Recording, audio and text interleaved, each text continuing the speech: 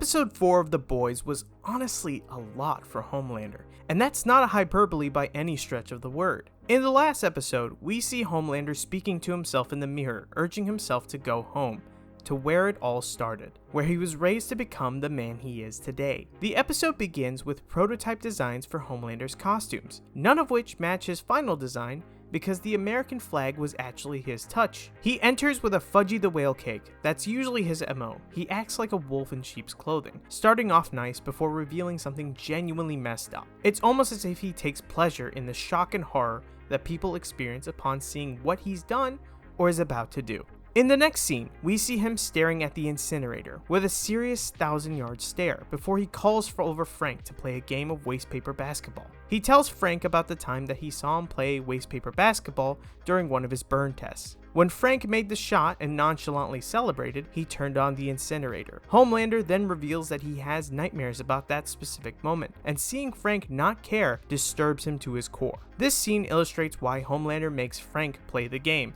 and then forces him into the incinerator. You can also see flashes of him remembering this specific time that still haunts him. He then makes Frank get into the machine and burns him too. Homelander then calls Marty over. Marty was the watchman tasked with keeping an eye on Homelander in the bad room. As Homelander puts it, growing boys have certain needs, and so on one night, Marty caught him in the act, laughed at him, and gave him the nickname Squirt.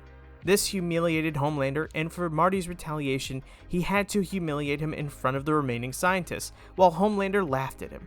When Marty couldn't complete the task, Homelander maimed him and maniacally laughed at him again, only stopping when Barbara entered the room. At Barbara's insistence, she tells him to put Marty out of his misery, and his focus then turns to her.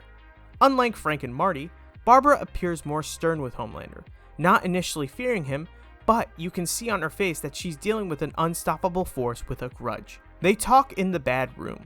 Homelander laments on his time in there, almost like what happens in modern prisons with isolationist cells. But remember, he was there during his formative years, so this screwed him up far worse than it could any adult. Barbara says that coming back to torture these people was wrong, as they were just following orders. Something Frank said to Homelander earlier was that he was just doing his job. This echoes something similar that German soldiers said during the Nuremberg trials. Most of them went with the defense that they were just following orders, shifting the blame onto high command. Homelander reasons back with the fact that not one person stood up and said that what we were doing to him was wrong. Barbara sheds the light that they were scared of him since the start of his birth, as he had killed 3 doctors and a nurse as soon as he was born. She then goes into detail that they did not have any physical power over him, and that he could have easily escaped at any time. They had several of the best psychologists come in and essentially create a psychological trap, making Homelander need to be loved, which is why he had an unhealthy obsession with Stitwell and the milk, and the reason why he wants Ryan to love him back.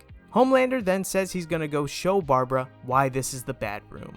When we next see Homelander, he's covered in blood going back up the elevator.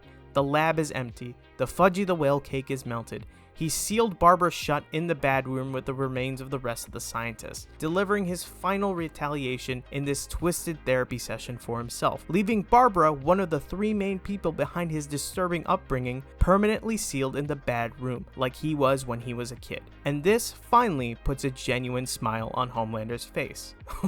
Wow, that is some seriously heavy stuff, even for the boys. There's so much going on in this B-plot of this episode.